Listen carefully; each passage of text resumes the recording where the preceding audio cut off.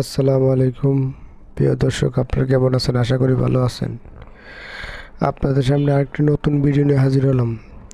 চীনের মহড়া দেখে যুক্তরাষ্ট্র ডোনাল্ড ট্রাম্প ভয় পেয়ে গেছে। রাশিয়ার ভ্লাদিমির পুতিন, উত্তর কোরিয়ার কিম জং নেতা আর চায়নার শি জিনপিং তাদের একসাথে দেখে ডোনাল্ড ট্রাম্প খুবই ভয় পাইতেছে। পশ্চিমা দেশ খুবই আতঙ্ক আছে।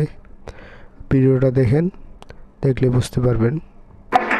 এ যাবৎকালের সর্ববৃহৎ সামরিক প্যারেডে নতুন সব অস্ত্র প্রকাশ্যে এনে পশ্চিমাদের রীতিমতো ঘাবড়ে দিয়েছে চীন। কি ছিল না এই ঐতিহাসিক প্রদর্শনীতে?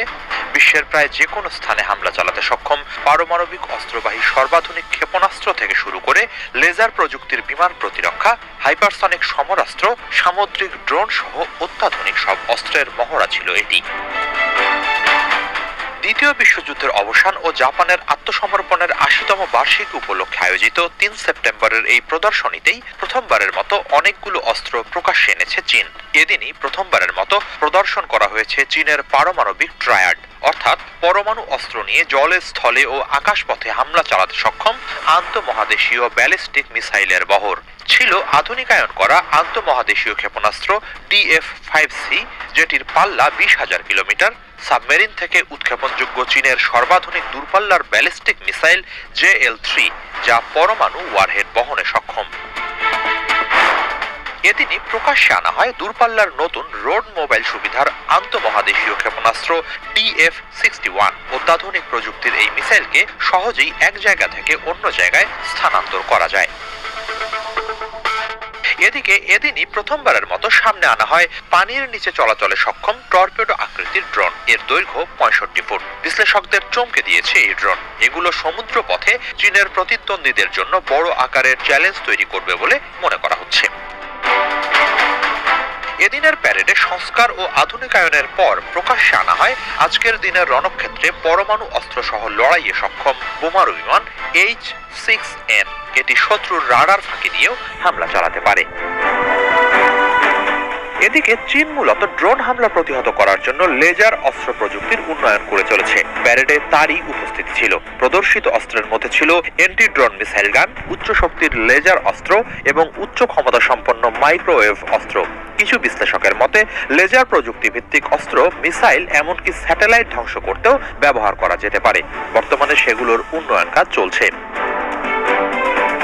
কুচকাওয়াজে জাহাজ বিধ্বংসী হাইপারসনিক ক্ষেপণাস্ত্রের বহরও প্রদর্শন করা হয়। এর মধ্যে ছিল YJ-15, YJ-17, YJ-19 ও YJ-20। এই বহরে হাইপারসনিক গ্লাইড ওয়ারহেড ভিত্তিক ক্রুজ ক্ষেপণাস্ত্রও আছে, যেগুলো জল, স্থল, জাহাজ, এমনকি বিমান থেকেও নিক্ষেপণযোগ্য। প্রদর্শনীতে আরও ছিল রাডার ফাঁকি দিতে সক্ষম চীনের স্টিলথ ড্রোন GJ-11, অত্যাধুনিক প্রযুক্তিতে নির্মিত নতুন যুদ্ধ tank type 100, military drone boat, স্থলপথের চালকবিহীন যান, কুকুর বা নেকড়ের আকৃতিতে বানানো রোবট, যা যুদ্ধক্ষেত্রে সৈনিকের কাজ করতে এবং অস্ত্র ও গোলাবারুদ বহনে সক্ষম।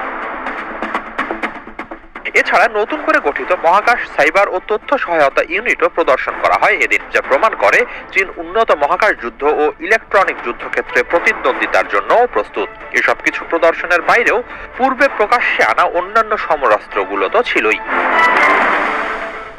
সামরিক বিশ্লেষক ও কূটনীতিকদের মতে এ কুচকাওয়াজকে একই সঙ্গে বহুমুখী বার্তা পাঠানোর জন্য কাজে লাগিয়েছেন চীনের প্রেসিডেন্ট শি জিনপিং।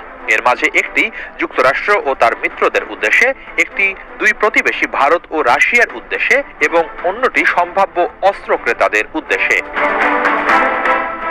সমর ও নিরাপত্তা বিশ্লেষকরা বলছেন, চীন আসলে দেখিয়েছে তারা প্রযুক্তি ও সামরিক শক্তি সব দিক থেকেই এগিয়ে যাচ্ছে। যে কোনো সংঘাতে চীনের এত বিস্তৃত নতুন অস্ত্র ভান্ডার যুক্তরাষ্ট্র ও তার মিত্রদের জন্য বড় চ্যালেঞ্জ তৈরি করবে বলে অভিমত তাদের।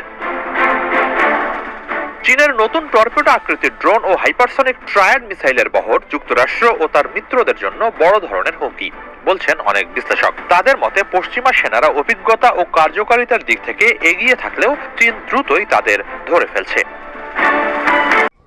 যদি ভিডিওটা ভালো লাগে লাইক, শেয়ার, কমেন্ট করে জানাবেন। আর এরকম নতুন কোনো ভিডিও পেতে চ্যানেলটা সাবস্ক্রাইব করবেন। সবাই ভালো থাকবেন। আল্লাহ হাফেজ।